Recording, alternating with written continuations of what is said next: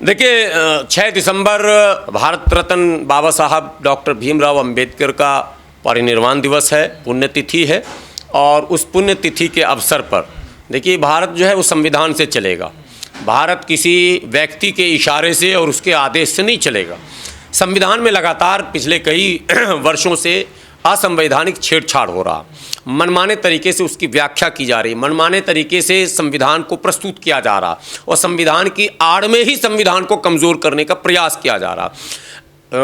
आप देखें कि शुरू से ये नारे लगे हैं। आप बसपा का वो नारा, कांशीराम साहब का वो नारा, जिसकी जितनी संख्या भारी उसकी उतनी हिस्सेदारी। आज हम लोग ये सवाल पूछ रहे हैं कि आपने आरक्षण 15% दिया एससी को, 15% एससी क्या तमाम जगहों पर मौजूद हैं? थानों में हैं, अदालत में हैं, शिक्षा में हैं, स्वास्थ्य में हैं, और अगर नहीं है तो क्यों नहीं है जब 15% उनका आरक्षण था? होना ये था कि अगर आरक्षण 15% है तो उपस्थिति 20% होनी चाहिए। क्यों कि सामान्य कोटे से भी जाने की क्षमता तो लोगों में है ही। तो लेकिन इन्होंने नॉट सीटेबल, नॉट अवेलेबल इत्यादि इत्यादि बहानों से उस कोटे को पूरा नहीं किया। 27% आरक्षण ओबीसी को आपने दिया, 27% आज तक फुलफिल नहीं हो सका। वहाँ भी कहीं ना कहीं क्या कहते हैं, क्रीमी लेयर और दुनिया और जहान, इतनी शर्तें हैं वो फुलफिल नहीं हो पाया। 7.5% जो आदिवासियों का है वो फुलफिल नहीं हो पाया। आप ये देखें कि माइनॉरिटी जो भारत की है टोटल 20%, जिसमें माने मुस्लिम, ईसाई, सिख सब इंक्लूड हैं।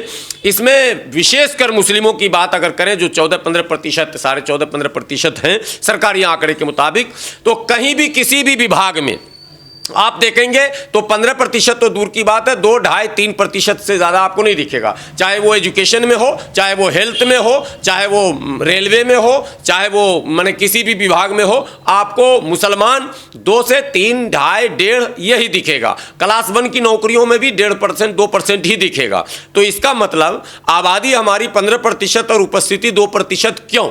ये एक सवाल है। 2 ही कारण हो सकते हैं, या तो हम इस योग्य नहीं हैं, या तो योग्य हैं फिर भी हमें अवसर नहीं दिया जा रहा। तो ये अवसर को कौन रोक रहा है, ये एक मुद्दा है। अब तीसरी महत्वपूर्ण बात है, अभी महिला आरक्षण बिल आया 33%। हम लोगों ने सवाल उठाया कि कौन सी महिला, कैसी महिला? वो 33% कौन सी महिला होंगी जिनको आप रिजर्वेशन दे रहे हैं? उसमें मुस्लिम कहाँ पर है, उसमें आदिवासी कहाँ पर है, उसमें दलित कहाँ पर है, उसमें पिछड़ा कहाँ पर है? तो पिछड़ा, अति पिछड़ा, दलित, महादलित और आदिवासी और अल्पसंख्यकों की उपस्थिति को अगर दर्शाएंगे नहीं, आप उसको साफ नहीं करेंगे, तो इसका मतलब है कि शरद यादव, स्वर्गीय शरद यादव जो आरोप लगाते थे वही फिर आया, यानी वही कांग्रेस वाला 33% आरक्षण भारतीय जनता पार्टी ने लाकर थोप दिया। हम लोग इसका विरोध कर रहे हैं। हम लोगों का मानना है कि 33% reservation, quota within quota, minority, SC, ST, OBC, इसको भी आपको क्लियर करना होगा कि इस 33% में इनका इनका इनका इतना है।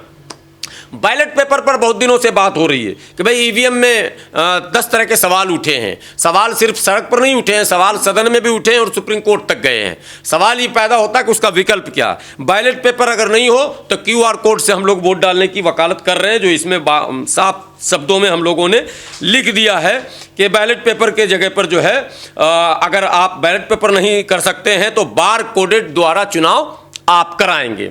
मसला जातिगत जनगणना का भी है। पता कैसे चलेगा कि इस देश में किसकी क्या संख्या है और किसकी कितनी उपस्थिति है? बिहार सरकार ने जातिगत जनगणना कराकर कम से कम एक बात तो बता दी कि भाई फला फला की इतनी संख्या और फला फला को इतना अधिकार मिलना चाहिए। राष्ट्रीय स्तर पर जातिगत जनगणना हो, यह मुद्दा भी है न्याय अधिकार महाकुंभ का। महिला आरक्षण का मुद्दा भी है। सरकारी ठेके का बड़ा मुद्दा है। ठेका जो दिया जाता है उस ठेके में दलित, आदिवासी कहीं दिखते नहीं हैं। तो सवाल ये पैदा होता है कि ठेका आप किसी को दे रहे हैं, कॉन्ट्रैक्ट आप दे रहे हैं, आप विज्ञापन उसका निकाल रहे हैं, तो उसमें कोई शर्त तो आप लगा ही नहीं रहे। तो ठेका वही लोग लेते हैं जो पूंजीपति हैं। तो अगर इसमें आप आरक्षण की व्यवस्था नहीं करेंगे तो कभी भी यह दलित, आदिवासी, पिछड़ा, अति पिछड़ा इसका लाभ नहीं ले पाएगा। सारे बड़े ठेके जो हैं वो सवर्णों को ही मिलेंगे। इसलिए ठेका प्रथा में बहुसंख्यकों की हिस्सेदारी तय हो, यानी SC, ST, OBC की हिस्सेदारी तय हो, ये डिमांड भी हमारी है। दूसरी बात है कि MSP का मुद्दा भी हम लोगों ने इसमें रखा है कि किसानों के साथ न्याय होना चाहिए। MSP के बारे में लागत, मूल्य एवं महंगाई जोड़कर तय की जाए। MSP कि जो मार्केट का क्या वैल्यू है और लागत कितना हो रहा, तेल कितना लग रहा, बीज कितना लग रहा, मेहनत कितना लग रहा, उसका क्या मूल्य तय होना चाहिए।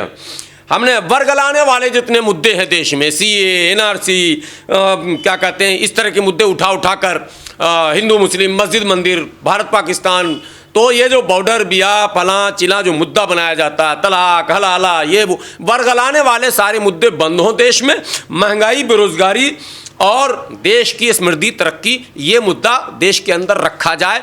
ये हम लोगों ने न्याय अधिकार महाकुंभ में रखा।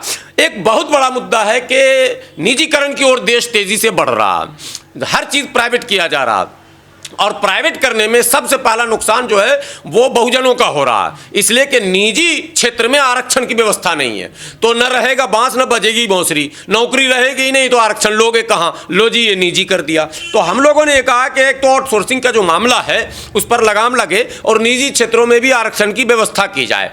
ठेका प्रथा का भी हम लोगों ने विरोध करने का प्लान किया है। कोई भी काम ठेका प्रथा पर नहीं होना चाहिए, आप सीधे सरकार उस काम को कराए। ठेका प्रथा में क्या होता है कि पसीना बहा रहा मजदूर और रोटी खा रहा ठेकेदार, मजदूर को मिल रहा 400, ठेकेदार कमा रहा 800, मजदूर को मिल रहा 600, ठेकेदार कमा रहा 1200। आखिर वो 1200 किस चीज़ का कमा रहा, वो देख रेख और ये कर रहा, वो 1200 असल में मीडिएटर वो है, वो दलाल है, 1200 में 600 वो फिर सरकार को वापस कमीशन देता है, जो बैठे हुए विभाग में लोग हैं उनको मिलता है। तो ये कमीशन खोरी का एक माध्यम है ठेकेदारी प्रथा। ठेकेदारी प्रथा पूर्ण रूप से बंद हो, इसको गैर कानूनी घोषित किया जाए। सरकार जो भी काम कराए वो अपने विभाग के द्वारा जैसे हुआ करता था वैसे कराए। ये जो है मामले लेटरल एंट्री के जरिए जो बार्गेनिंग शुरू हुआ है उस पर लगाम लगाने के लिए हम लोगों ने मांग किया कि कोई भी इस तरह की उसको बंद किया जाए लेटरल एंट्री को, और लेटरल एंट्री के माध्यम से जो एक अधिकार को छीनने का एक रास्ता निकाला गया है उसको बंद किया जाना चाहिए। इंटरव्यू में जो एनएफएस है ये भी एक खेल है, इस खेल पर भी लगाम लगना बहुत ज़रूरी है। अगर इस पर लगाम नहीं लगेगा तो इससे भी बहुसंख्यकों का नुकसान लगातार हो रहा है, इसलिए इस पर भी लगाम लगना चाहिए। और कई और मुद्दे हम लोगों ने रखे हैं कि आप जो है इंस्टीट्यूशन ऑफ इकोनॉमिक वगैरह और कुछ भी जो बनाते हैं उसमें आपको हर हाल में कोटा तय करना है। जितने भी संस्थान हैं भारत सरकार के, सारे संस्थान पर एक विशेष जाति का कब्जा है। जितने भी संस्थान हैं, आप आईटीओ चले जाएंगे, गांधी पीस फाउंडेशन देखेंगे, वो तिवारी भवन देखेंगे, राजेंद्र भवन देखेंगे, जितने भवन हैं उन भवनों के रख रखाव की जिम्मेदारी है उसका चेयरमैन और उसका क्या कहते हैं जो केयर टेकर है। आप जाकर एक बार सर्वे करके देखेंगे, सब में स्वर्ण है। तो हम लोग इस मुद्दे को अपने समाज के बीच ले जा रहे हैं कि आखिर ऐसा क्यों, सारा अन्याय हमारे साथ क्यों, आबादी हमारी, संख्या हमारी, वोट हमारा, डेमोक्रेसी में उस वोट के माध्यम से सरकार हम बनाएं और क्या कहते हैं हमारे साथ ये चीज़। तो ये सारे मुद्दे को लेकर देश के लोगों से, दिल्ली के लोगों से विशेषकर विनती है कि 6 दिसंबर ऐतिहासिक दिन है, बाबा साहब की पुण्यतिथि है, बाबा साहब को एक सच्ची श्रद्धांजलि खराज अकीदत पेश करेंगे हम उस मौके पर, और उनके उस ऊर्जा को, जो अदृश्य ऊर्जा है बाबा साहब का, जिसको लेकर आज बहुत सारे लोग मैदान में हैं, तो हम उस ऊर्जा का सदुपयोग करते हुए समाज को जागृत करते हुए अपने अधिकारों के प्राप्ति के लिए, संघर्ष के लिए प्रेरित करेंगे। ये असल मुद्दा है।